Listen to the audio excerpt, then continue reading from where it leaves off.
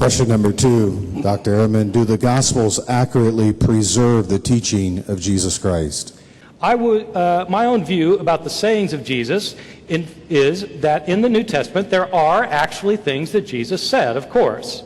But there are other things in the Gospels that he did not say. I've always assumed that Craig feels the same way about this, since one of his best-known scholarly books is called Authenticating the Sayings of Jesus. It's a book that presupposes that we have to use scholarly, historical criteria to establish what Jesus really said. I wasn't able to reread the book in preparation for the debate, I'm sorry to say, but I did manage to get a blurb on Amazon.com. And I assume it's accurate when it says that the purpose of Craig's book is, quote, to clarify the procedures necessary to distinguish tradition that stems from Jesus from tradition and interpretation that stem from later tradents and evangelists, end quote. Now, some of that is highfalutin scholarly language, but there's no ambiguity about what it means. Some of the sayings of Jesus in the New Testament go back to Jesus himself, and some were made up by those who told stories about Jesus, and some were made up by the gospel writers themselves. And so I think that Craig and I actually agree on this point, and if we don't, of course, we will debate it. This is very much what I myself believe. My question is the Bible then inaccurate in some of the things that it says Jesus said? If so, if it's inaccurate in some things, how do we know that it's not inaccurate in lots of things? And if it's inaccurate in lots of things, what makes us think we can trust it? As a historian, I'm absolutely certain that the Gospels contain sayings that Jesus did not say. One way to prove that is to point to the discrepancies of his sayings from one gospel to the next, which I could easily do and you can do for yourself. We could, in fact, spend 2 or 3 hours here while I simply list the discrepancies.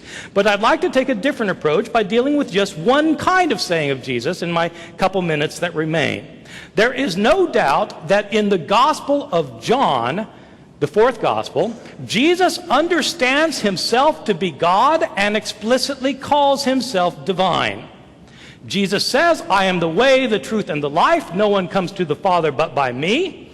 But he also says, I and the Father are one. Before Abraham was, I am. These are sayings found only in the Gospel of John. Jesus calls himself God in the Gospel of John, the latest of our Gospels, but what is striking is that he never calls himself God in Matthew, Mark, or Luke, our earliest Gospels. I don't think Jesus really said these things.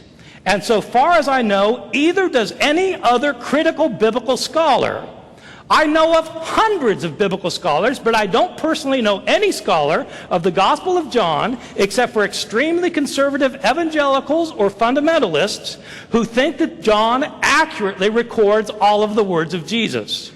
If Craig thinks he does, if he thinks that Jesus did go around Galilee and Jerusalem calling himself God, I'd like him to explain to me on historical, not theological grounds, but historical grounds, how Jesus managed to escape getting stoned to death for blasphemy.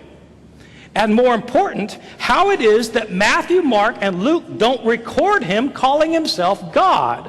That seems like a rather important point. Did they just forget to mention that part?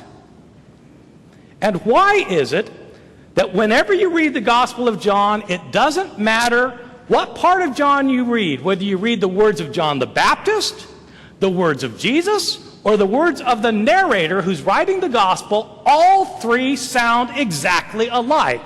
How could 3 such different men sound just the same and speak the same theology? It doesn't matter what parts of John you read, it all sounds the same. Why? Because in the Gospel of John, we're not hearing 3 voices, John the Baptist, Jesus, and the narrator. We're hearing one voice, the voice of the author. The author has modified the voices of John the Baptist and Jesus to make them say what he wants them to say. This is not Jesus' voice we're hearing. It's the voice of the Gospel of John, the author. Why does this matter? Because people in our world continue to ask, is Jesus who he said he was? If you read the Gospel of John, you don't learn who Jesus said he was. You learn who John said he was.